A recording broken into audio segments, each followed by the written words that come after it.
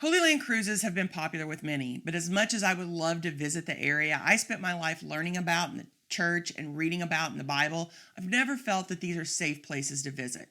And after this last week, my fears have been justified.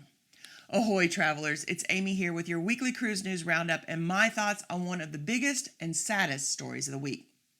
It's been hard this week for me to think about cruising, with everything going on in Israel and how that has spread tension throughout certain areas of the U.S. along with other areas of the world. However, I still wanted to put out a Cruise News Roundup video for the week, and I thought what better way to do that than to talk about how the conflict has affected cruisers, and not just in a selfish cruises have been canceled type of way.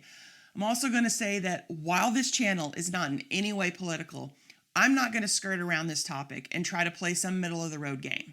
There's a lot of history between Israel and Palestine, but this was a horrific and unprovoked attack by a known terrorist organization, and I, for one, will not be pretending that it's anything else. I'm also going to be monitoring the comments under this video very carefully. While I am sure it's obvious that cruises originally headed for the Holy Land with stops in Israel have either been rerouted or canceled altogether, maybe you're unaware that there were actually ships ported in Haifa, Israel last Saturday when Hamas began their attack just 50 miles away near Tel Aviv. Both Oceania's Nautica and Holland America's New Statendam were docked during the surprise attack with cruisers out on excursions. Now, the Statendam had just arrived about 3 hours earlier, and guests were out on independent shore excursions in the Galilee region at the Jordan River. They had to get those guests back on board so the ship could leave. Originally scheduled to remain in the area for 3 days, the cruise line chose to make sure to relocate to a safer area for their guests.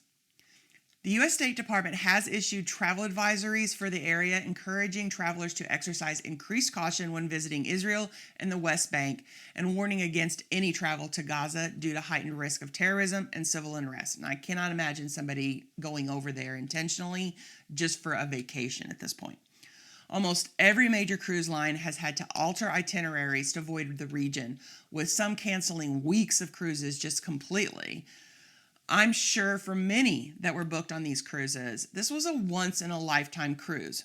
Disappointing? No doubt. But Israel is just not a safe place right now, and I won't even get into the controversy surrounding the fact that we have Americans still stuck in Israel.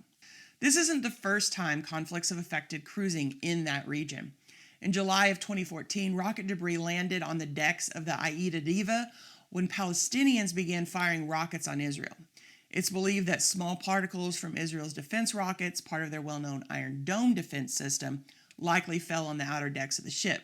And no damage was sustained by the ship itself, and all 2,700 passengers and crew members on the vessel were unharmed.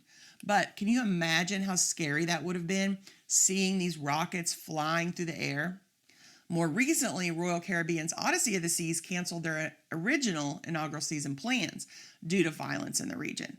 Back in 2021, the line was planning for the Odyssey of the Seas to be the first of the line's ships to home port in Israel as part of its inaugural season. But then they had to make changes due to Hamas firing hundreds of rockets into Israel. Just too dangerous. Much like this last weekend, there were no warnings and no serious travel advisories at the time of those attacks. Just more proof as to why I have no plans to travel to the Middle East. The area is just too unstable, and these conflicts and attacks seem to happen without any real warning. My heart goes out to those who have been directly affected by these horrific attacks and the innocent people caught in the middle. Have you ever been to the Holy Lands? If not, would you? If it was a little bit more stable, like I said, I would love to visit the places that Jesus once walked, but the area is just too unstable for me, and I don't see that changing anytime soon. Want to stick around and check out this video where I discuss if Carnival has done enough to get rid of their booze cruises and party reputation, and then come back for more information designed to help you have an amazing cruise. Have a blessed week, everyone.